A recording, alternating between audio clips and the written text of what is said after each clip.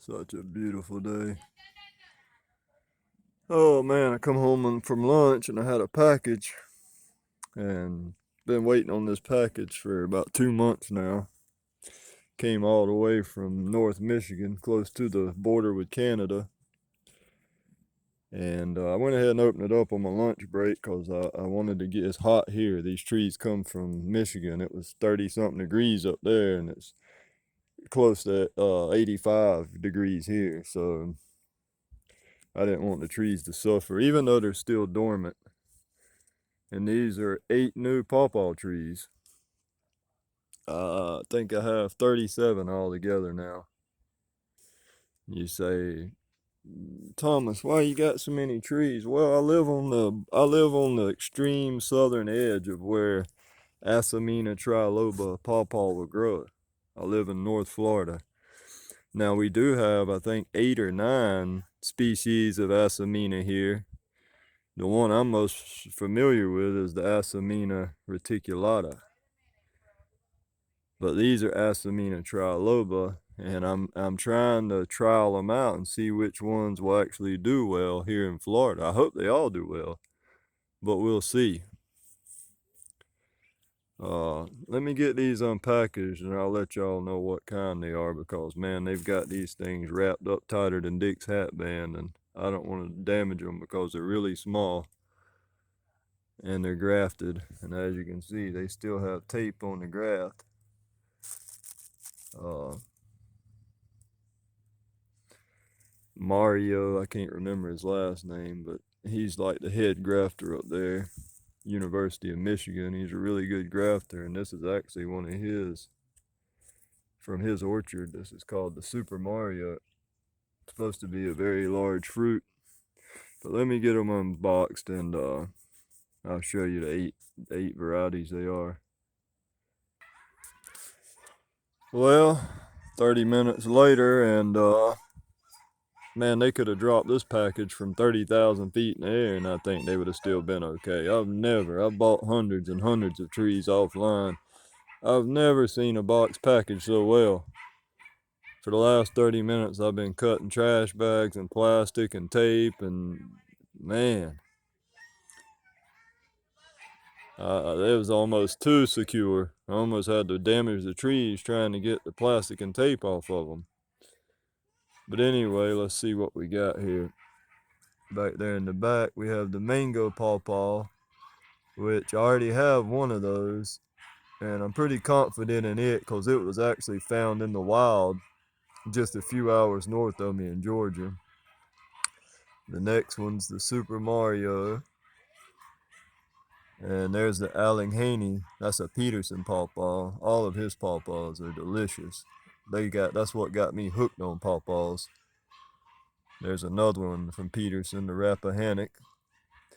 Here's a Kentucky State University release, the Atwood. Here's another Peterson pawpaw, the Potomac, which is a sister to the Susquehanna. Large fruit, very delicious. Here's the Davis and the Benson, another KSU. And you say, well, Thomas, why do you have so many pawpaws? Like I said, I don't know what'll grow here and what won't.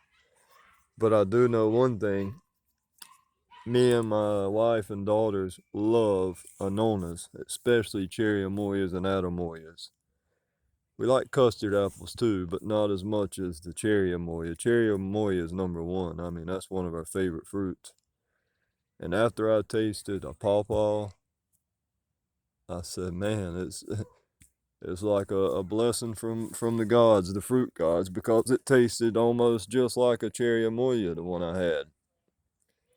And they're hardy enough here. I mean, like I said, most of the year we're fine here. I got an in-ground mango over there, but I don't have the time or energy to protect so many trees in ground. So I want a tree that tasted like a cherry amoya, but something that I didn't have to put Christmas lights and a tent over. And hey, I found it. What's crazy is one of the very first trees I ever bought when I first got into growing fruit trees was a pawpaw tree. And it was a pretty big tree. but I didn't know anything about pawpaws, anything at all. And man, it would be loaded with flowers and never fruit, never fruit. Well, I decided I didn't like where it was at and I was going to move it. And it done been in the ground for a few years. Well, I thought it was like an apple tree or any other type of tree. I just started digging it up.